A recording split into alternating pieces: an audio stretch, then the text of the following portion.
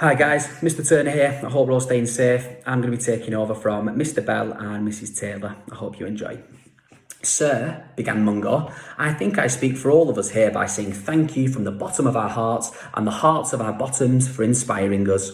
It's my greatest pleasure, croaked Mr. Phobe. Let's begin the history lesson. Let's find out about the transference to the new manufacturing processes from 1760 to 1840. Let's learn. Let's grow, kids. Let's reach for the stars. Let's do it, they all replied. We can't wait to learn about the increasing use of steam and water power, the development of machine tools, and the rise of the mechanised factory system, exclaimed Mungo. Yes, replied Mr. Phobe, punching for the air.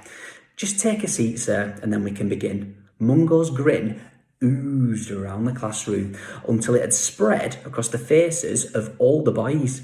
Kids, let's do this, proclaimed Mr. Phobe, slamming himself down on his chair. Doof! Instantly, he wished he hadn't.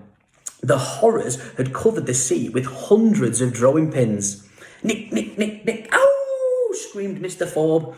As well you might if you had hundreds of drawing pins stuck to your bottoms. In desperation, the teacher began hopping around the classroom. Hip, pop, hippity hop, hip, pop. That didn't work. Neither did jumping. Doing, doing, doing. Do not try this at home, at school, or anywhere. Nobody likes a perforated bottom.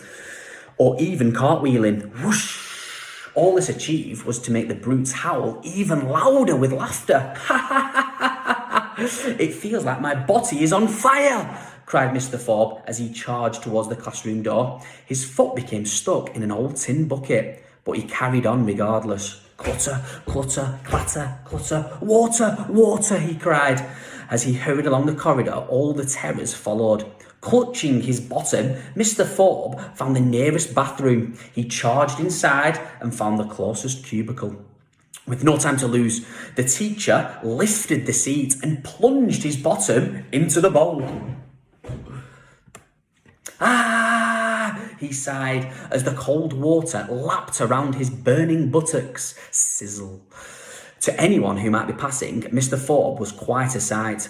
The teacher was covered from head to toe in custard, with a tomato splattered right across his face, a toilet plunger stuck to his forehead, and his bottom wedged down the loo.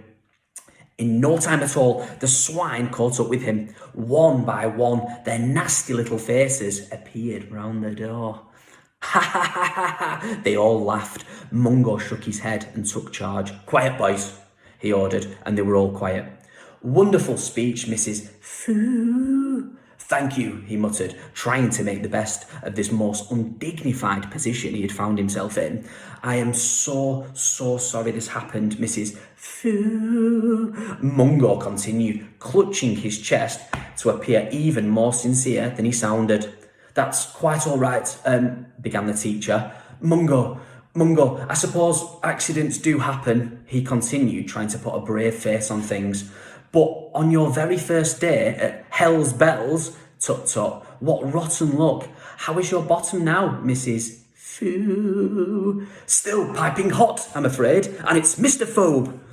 That's what I said, Mrs. Foo, replied Mungo, smirking. Maybe you need some more cold water. Oh, no, I don't.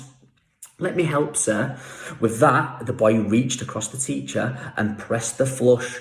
Plonk, splash, no! Cried Mr. Phobe. The poor man didn't stand a chance. With his bottom so far down the bowl, the suction from below dragged him downwards. Vroom! Help! He yelled, but it was too late. Mr. Phobe was flushed down the toilet. Plunk. Swirl, gurgle, gurgle. Farewell, Mrs. Foo, called out the monsters. Ha ha ha. Doobie grinned devilishly, whipped a stopwatch out of his pocket. Mr. Phobe lasted a mere 4 minutes and 17 seconds at school. That's a new record, exclaimed Mungo. Well done, us. Hooray! Meanwhile, Mr. Phobe was being sucked through a never-ending maze of pipes and tubes. Squish, squash, squish. Finally, with the toilet plunger still stuck to his forehead, he found himself coming up for air. It was then that Mr. Phobe realised the impossible. Things had taken a turn for the worse, the much worse. He was in a sewage plant. The teacher was swimming in a steaming pool of poo. Pongy wongy, no, he cried. From that fateful day forward, Mr. Phobe did everything he possibly could to avoid children at all costs. The safest way, he thought, was to become a headmaster. Then he could hide in his office all day, shuffling his paperwork and not meeting any horrors. Little horrors just like you.